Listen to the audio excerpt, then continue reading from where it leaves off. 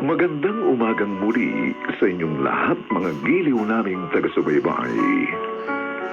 Narito na po ang ikatlong kabanata ng ating tampok na kasaysayan sa linggong ito, pinamagatang Pagod na akong maging anak mo. Dito pa rin sa ating natatanging dulang, may pangako ang bukas.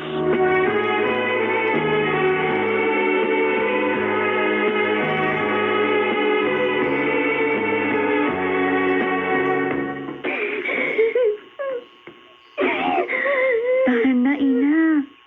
Kanina ka po umiiyak. O, eto, tubig. Uminom ka muna. Tama na yan.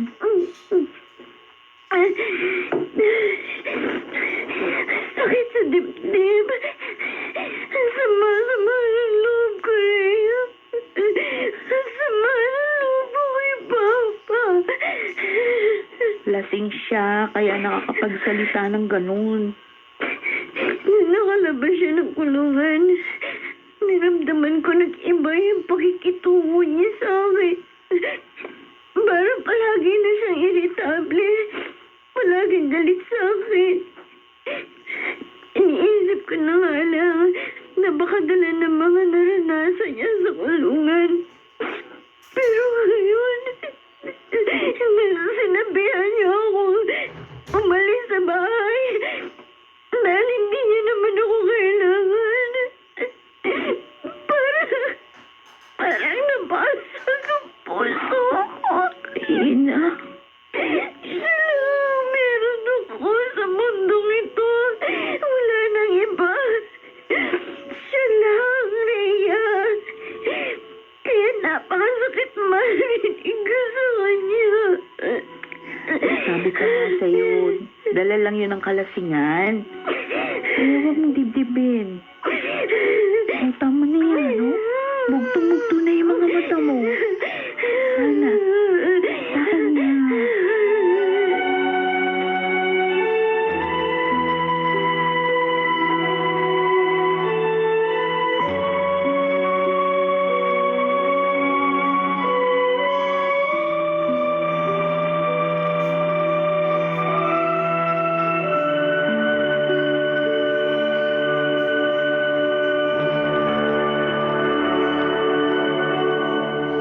Pambira ka, kuya. Sayang ang pagpapakintab lagi ni Ina ng sahig nyo gamit ang Starbucks. Kaya sa nagagalit sa'yo, dinudumihan mo lang eh. Buti na lang, hindi pa ako nakakalis ng bahay nang tawagin ako ni Ina. Sabi ko sa'yo, tigilan mo ng ginagawa mo ito kay Ina. Patawarin mo ako, anak. Patawarin mo ako. Wala siya rito. Mamaya mo yan sabihin sa kanya. Hindi ko naman gustong sabihin niya sa kanya eh. Pero natatakot ako. Butsoy, natatakot ako. Hindi ko kayang ibigay sa kanya ang magandang kinabukasan na nararapat para sa kanya. Wala akong tiwala sa sarili ko bilang isang ama. Kaya ako iniwan ni Melissa dahil inutil ako. Hindi siya naniniwala mabibigyan ko silang dalawa ng maayos na buhay. Wala akong kwentang tao, Butsoy. Yan ka na naman eh. Wala naman akong Tigilan mo na sabing pag-iisip ng ganyan. Ikaw lang ang nag-iisip niyan. Ngayon mo pa sasabing wala kang kwentang tao? 15 taon mong itinaguyod si Ina. Wala siyang pangailangan na hindi mo naibigay. Lahat nakakaya mong gawin para sa kanya. Kahit ang magtrabaho ng iba't ibang uri ng trabaho para lang mapag-aral siya, mabihisan, mapakain. Kuya Dani naman, kahit ang baba ng tingin mo sa sarili mo, pero ikaw lang ang meron si Ina. Naiisip mo ba yon? Sa mundong ito, ikaw lang ang meron si Ina.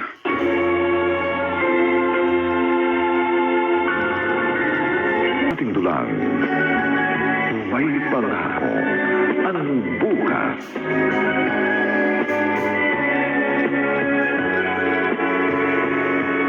Kala ko hindi ka na uuwi.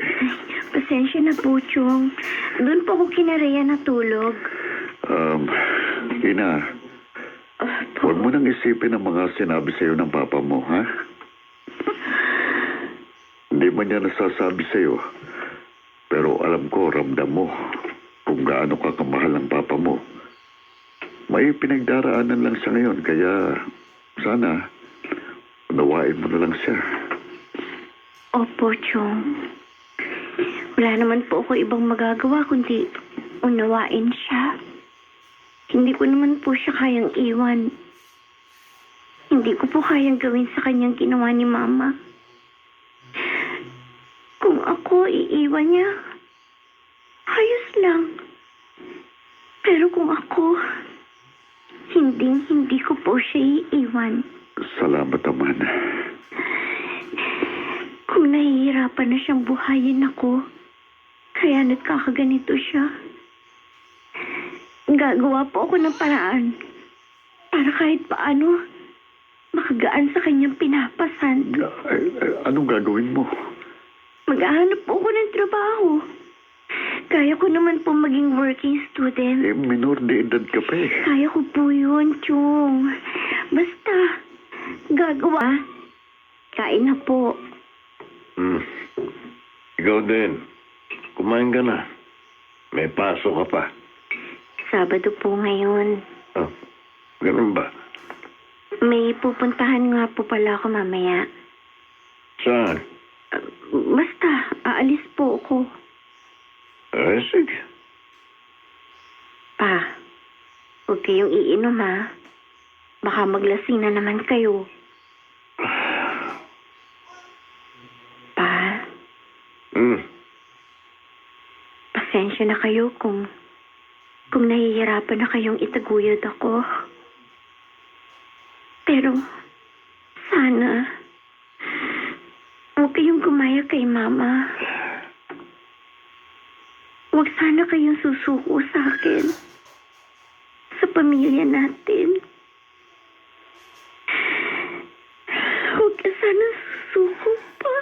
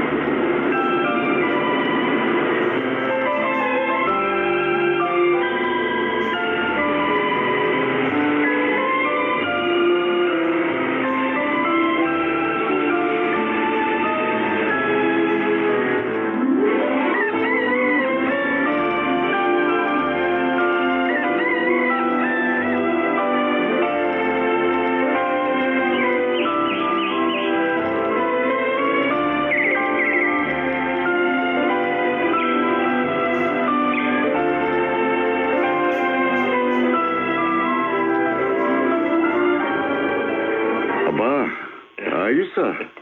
Bago itong motor mo ah. Binili ni Ina? Oo. Sabi ko nga sa kanya, huwag siyang gastos ng pera. Pero aminin mo, kuya, gustong gusto mo ito. Ewan ko ba doon kay Ina? Wala nang ibang ginawa, kundi ibili ako ng ibili ng kung ano-ano. Alam mo naman ang batang yon. Lumaki na palaging ikaw ang inaalala. Oy, ano nga palang sabi sa'yo? Boyfriend na ba niya yung madalas mag-atid sa kanya rito? Ikaw talaga, Butchoy. Oh, Talo mo pa yung mga chismosa kong kapitbahay. natanong ko lang. Ilang beses na siyang inihatid nun dito eh. Malay ko. Kuya Danny naman. Siyang tanungin mo kasi. Huwag ako. Dahil ako, hindi ako nakikialam sa kanya. 25 anyos na siya ngayon. Hindi na siya yung dating 15 anyos na dalagitang kailangan kong laging bantayan at paalalahanan. May sarili na siyang buhay. May sarili na siyang trabaho. At hindi na rin siya umaasa sa akin. Kulang na lang na sabihin mo na wala ka ng papel bilang isang ama sa buhay ng anak mo. Uy, gano'n naman ang nangyari. Madiskarte si Ina. Kaya kahit nung nag-aaral pa siya sa kolehiyo, kahit hindi ko siya nasuportahan ng maayos, nagawa niya makapagtapos. Nagtrabaho kung saan-saan. Kaya nga nahihiya ako kapag binibigyan niya ako ng kung ano-ano eh. Dahil pakiramdam ko, hindi naman ako karapat dapat makatanggap ng mga ito. Wala naman akong naiambag sa kung ano siya ngayon.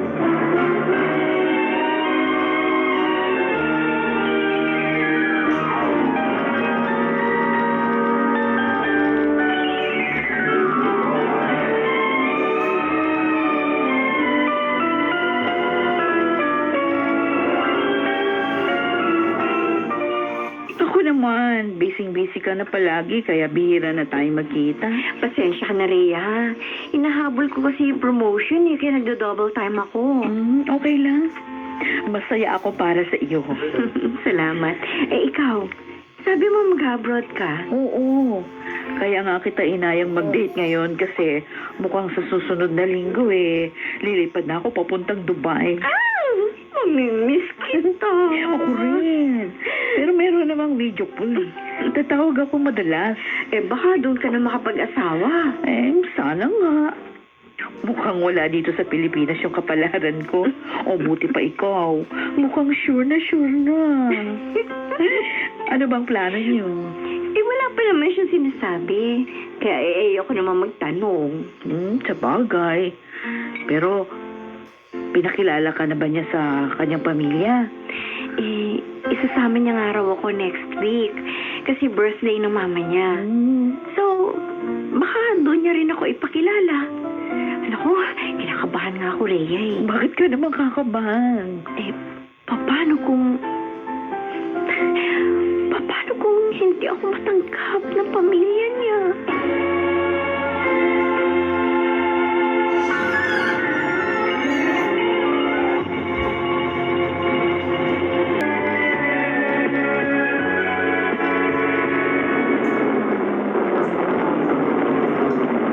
Good night, Ina.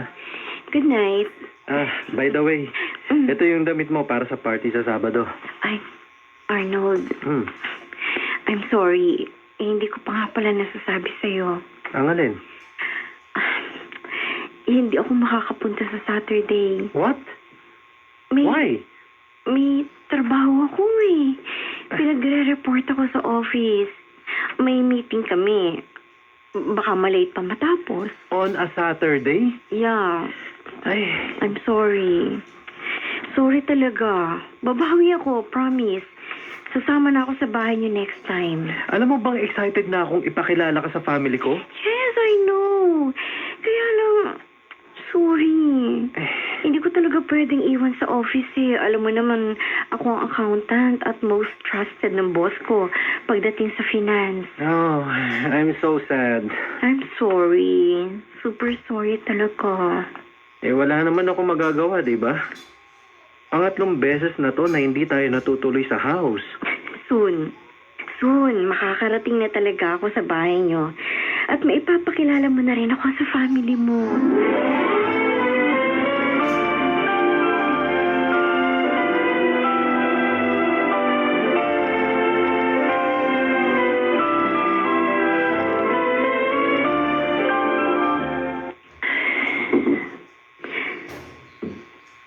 Ilan pa bang alibay ang gagawin ko para makatakas sa family mo, Arnold?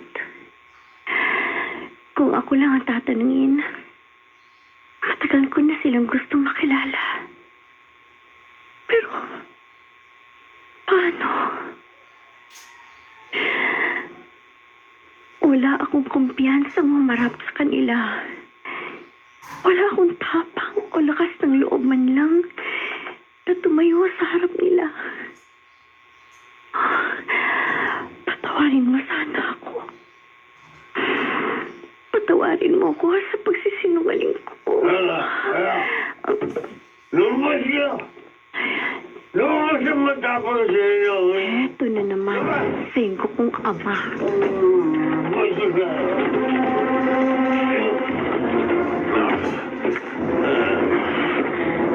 Bahag naman pala ang bangkit mo. Pa, lasing ka na naman. Uy, my favorite daughter. Narito ka na pala. Nakauwi ka na. Bakit na naman kayo uminom? Inom naman to. Konti. Eh, di na nga kayo makatayo ng tuwid. Hindi ka na nasanay sa akin eh. Kaya ko ang sarili ko. Oh. Ay, pa! Ano ba? Kaya Tumayo kayo. ko to. Tumayo kayo. Ah! Ano man? Bakit sa damit ko pa talaga? Ano ba? Hindi pa talaga kayo titigil sa kaiinom nyo? Hindi pa ba kayo nagsasawa sa alak? Hindi pa ba kayo nagsasawa sa ganyang klase ng buhay? Ha? Pwes ako! Sawang-sawa na ako! Sawang-sawa na ako sa ganitong klase ng buhay!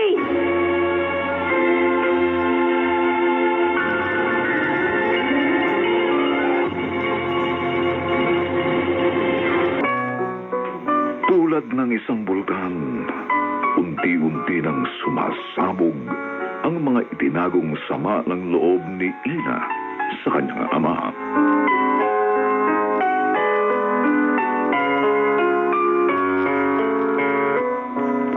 Mga nagsiganap, Lionel Benjamin, Phil Cruz, Susan Robles, James Quaton, Rosana Villegas,